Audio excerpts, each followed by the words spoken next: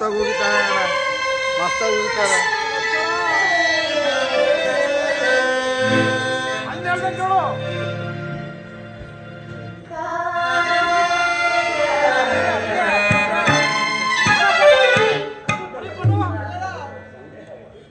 ಆದರೆ ಅದಕ್ಕಿನ್ನೂ ಬಹಳ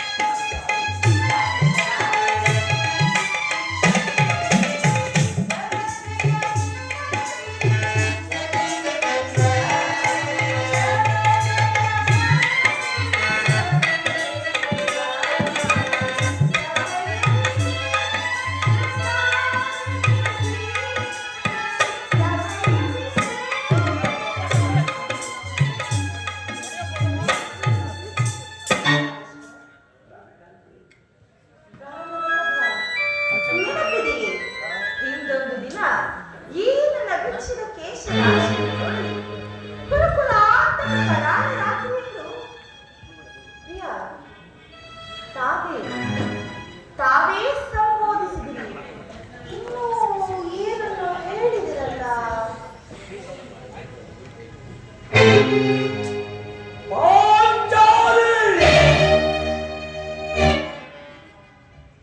ಪುನಃ ನನ್ನ ಬಾಯಿಂದ ಪ್ರತಿಜ್ಞಾ ವಾಕ್ಯಗಳನ್ನು ಕೇಳಲು ಅಪೇಕ್ಷಿಸುವುದಿಲ್ಲವೇ?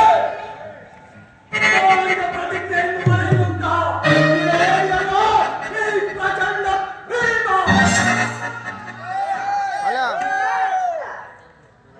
ಇಲ್ಲೇ ಮೇಸುದ ಕರ್ಕೊಂಡಿದ್ದೀನಿ ಬಾ. ಇಲ್ಲ ಕಣಜ್ಜ, ಇರು ಒಂದು 10 ನಿಮಿಷ ಬರ್ತೀನಿ. ಅವ್ನು ಮೊಬೈಲ್ ಕೊಟ್ಟೈತೆ, ಅವನು ಬಂದೆ ಅಣ್ಣ, 1 ನಿಮಿಷ ಬಂದೆ.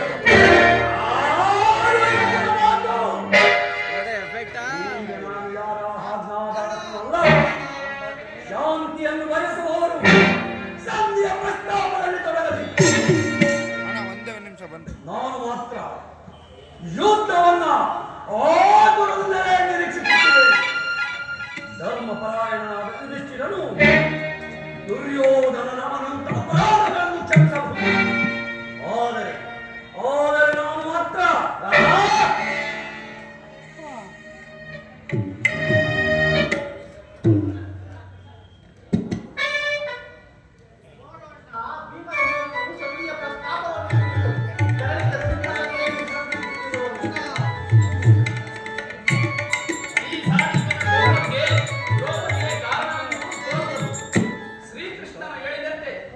ಜಗತ್ತಿನ ಸುಖ ದುಃಖಗಳಿಗೆ ಸ್ತ್ರೀಯರೇ ಮೂಲ ಕಾರಣವೆಂದು ಅರ್ಜುನ ಕೌರವರೊಡನೆ ಇದ್ದಕ್ಕಿಂತ ನನ್ನ ಸಹೋದರನ ಕೋಪವನ್ನು ಶಮನ ಮಾಡುವುದೇ ನನಗೆ ಸಾಧ್ಯವಾಗಿಲ್ಲ. ಸಹೋದರ ಪಾಂಚಾಲಿ ಸಮಾಚಾರವೇನು? ಅಣ್ಣನೇಗೆ ಸಿದ್ಧಾಗಿರುವನಲ್ಲ? ಏಕೆ? ಏನಿನ ಬರಿಗೋದಲು ನಿಮ್ಮ ಪ್ರಶ್ನೆಗೆ ಉತ್ತರ ಕೊಡಲಿಲ್ಲವೇನು? ಅಣ್ಣ